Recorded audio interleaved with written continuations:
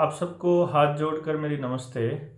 और एक सूचना मैं दे रहा था आपको कि 10 तारीख को हिसार में एक मीटिंग रखी है किसी ट्रस्ट या किसी एक ग्रुप ने।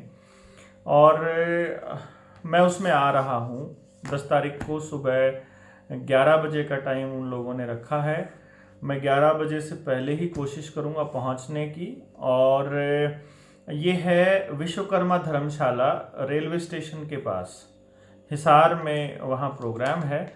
तो विश्वकर्मा धर्मशाला में आप लोग पहुँचिए और ये जानिए कि जिसको इतना बड़ी महामारी कहते हैं इसका असली खेल क्या है, जो महामारी के नाम पे लोगों के साथ हो रहा है उससे कैसे निपटना है, और लोगों को किस तरह से जागरूक करना है, और गांव के लेवल पे आप क्या क्या कर सकते हैं।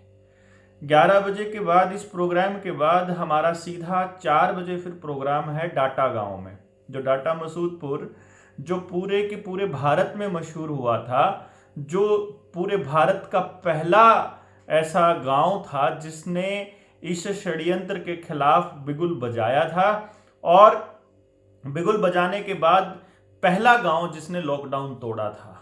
तो फिर शाम को डाटा गांव के अंदर प्रोग्राम है, तो आप लोग संधू मोहल्ला में वहाँ एक प्रोग्राम है, इकट्ठा होंगे वहाँ लोग, कुछ 20-30 गाँवों के लोग इकट्ठा हो रहे हैं। तो हम वहाँ पहुँचेंगे, आप लोग भी वहाँ आइएगा। इस सूचना को साझा करने के पीछे 2 कारण हैं बड़े। एक तो बहुत सारे साथियों ने ये कहा था कि आप अगर कहीं प्रोग्राम में जाते हैं तो आप हमें बता दीजिएगा टाइम से पहले। तो मैं जो मेरे कल प्रोग्राम है मैं उसकी डिटेल आपके साथ साझा नहीं कर रहा हूँ, परसों है वो नहीं कर रहा हूँ। वो वहाँ, क्योंकि अभी सरकारों को अगर ये लगता है कि हम उनके लिए खतरा हो रहे हैं और लोग जाग रहे हैं, तो वो फिर तरह तरह के हथकंडे अपनाएंगे और हमें उन चीज़ों में उलझा देंगे जिनके लिए हम नहीं चले हैं। फिलहाल हमारा मकसद है कि ज़्यादा से ज़्यादा हम अपनी कॉपी तैयार कर पाएँ, हम ज़्यादा से ज़्यादा लोगों को सारी जानकारी दे पाएँ, ताकि अगर हम जेल में भी पड़े रहें 6 महीने तो बाहर जो योद्धा हैं वो ज़्यादा से ज़्यादा लोगों को जगाते रहें। तो एक तो ये मकसद है आप लोगों को बताने के पीछे कि अभी हमारे पास 5 दिन हैं, 4 दिन तो हैं ही हैं, 6, 7, 8, 9 का तो दिन है ही। 5वें दिन आपको हिसार पहुंचना है, और सुबह वाले प्रोग्राम को आप अटेंड नहीं कर पाएंगे तो आप शाम को 4 बजे वाला कर सकते हैं। संडे का दिन है, छुट्टी होगी सबकी, तो आपको ये भी नहीं होगा कि आपको कुछ मिस करके आना है बहुत ज़्यादा। आपके बच्चों के भविष्य की बात है, तो आप सबको आना चाहिए और इस प्रोग्राम का हिस्सा बनना चाहिए। मुझे इस बात से नहीं फर्क पड़ता है कि कौन लोग बुला रहे हैं। तो किसी भी संगठन से मेरा कोई रिश्ता नाता नहीं है, किसी भी संगठन से। अगर कोई संगठन मैं तैयार करता हूं कल को आने वाले टाइम में, तो मेरा एक ही संगठन होगा जो मैंने 2016 में बनाया था, निडर जिसका नाम था, national integration for democratic education and research, NIDER। तो मैं अपने इसी के अंडर करूँगा अगर करूँगा तो। अदरवाइज मुझे किसी ब्रांड से या किसी नाम से कोई आपत्ति नहीं है, तो कोई भी बुला सकता है जहाँ भी मेरी ज़रूरत महसूस होती है, या जहाँ भी मुझे लगता है कि वहाँ लोगों को मैं 2 बातें बता सकता हूँ, या मैं उनको कुछ अपना रोल अदा कर सकता हूँ जितना भी इस मुहिम के अंदर। दूसरा जो इसका कारण है कि मैं आप सबको बता रहा हूँ, वो बीजेपी के वर्कर्स के लिए है। बीजेपी और संघ के कार्यकर्ता जो कि बहुत अच्छा कहते हैं इस टीके को, जो सरकारी कर्मचारी, कोई भी सरकारी अधिकारी, कर्मचारी, डॉक्टर, CMO या मुख्यमंत्री अपने मुख्यमंत्री कार्यालय से आ जाए, वो दोनों में से कोई भी एक प्रोग्राम अटेंड कर ले और जितने कड़वे सवाल वो पूछना चाहता है वो पूछ ले। तो आकर के अपने जो शक शुबह है वो दूर कर लें कि ये क्यों हम इनके पीछे पड़े हैं, क्यों हम अपने बच्चों को बचाने की गुहार लगा रहे हैं। तो कोई भी वहां आए, और वो एक फतेहाबाद से एक कोई सिहाग है, I don't remember his name,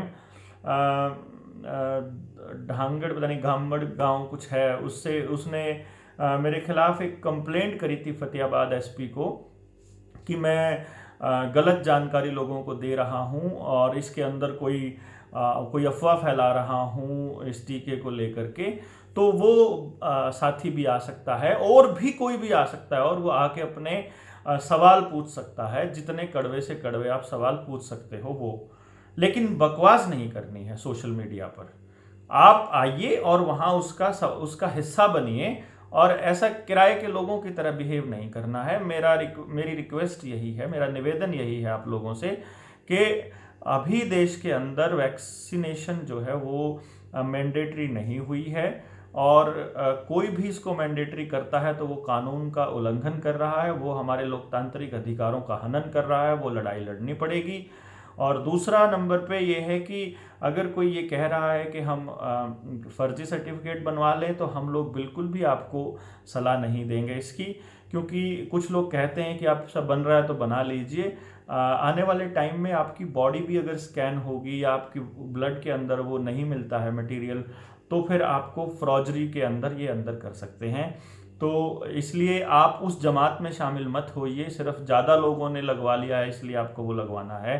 आपको अपनी डिग्निटी, अपनी बॉडी की सॉवरेनिटी को अगर बचाना है, अगर इसके आपको नहीं अपनी बॉडी देनी है किसी को एक्सपेरिमेंट के लिए, या आपको नहीं कोई ऐसा कदम उठाना है कि आप कोई अमृत प्याला नहीं लेना चाहते हैं, तो मत लीजिए। और कोई ज़बरदस्ती किसी के साथ नहीं है। कोई आशा वर्कर या कोई आपको धमकाता है कि आपकी ये सर्विस रोक दी जाएगी, हम उसे लीगल नोटिस भेजेंगे। आप खुद भेजिए वकील से बात करके, और इन सबको जो है कानून के दायरे में रह करके काम करने की हिदायत दीजिए। बाकी इनको पता होना चाहिए कि सरकारें नौकर होती हैं, जनता मालिक होती है, और जनता डिसाइड करती है कि उसको क्या चाहिए। हम डिसाइड कर रहे हैं कि हमें आज़ादी चाहिए, हमें ये बकवास जो गेम है ये नहीं चाहिए, प्रोपेगेंडा नहीं चाहिए। और किसी को अगर ये लगता है कि अमृत का प्याला इतना अच्छा है, तो आप हिसार में आइए, आप डाटा में आइए और आकर के बात करिए और इस पूरे प्रोग्राम का हिस्सा बनिए। समझिए कि ये क्या खेल है, क्योंकि आप तक वीडियो नहीं पहुंचेगी, जानकारियां नहीं पहुंचेंगी। सरकारों ने पूरा इंतज़ाम कर रखा है, एक एक वीडियो के ऊपर आर्टिफिशियल इंटेलिजेंस के ज़रिए पूरा नियंत्रण है, पूरा निगरानी है, और आप तक पहुंचेगी ही नहीं। तो इसलिए आपको ये हिस्सा बनना पड़ेगा, अपने पड़ोस को, अपने गांव को जगाना पड़ेगा। उसके लिए आप अपने यूथ दे सकते हो, उनको ट्रेनिंग हम देंगे। और आने वाले टाइम में देश एक बहुत बड़े आंदोलन की तरफ जा रहा है, और आपको उस आदमी को भी रिजेक्ट करना पड़ेगा जो राहुल गांधी, जो मास्क लगा के रखता है और जो टीका ठुकवाने के लिए पैरवी करता है। अरविंद केजरीवाल का भी बहिष्कार करना पड़ेगा। ये लोग, कोई भी नेता आपका जो आप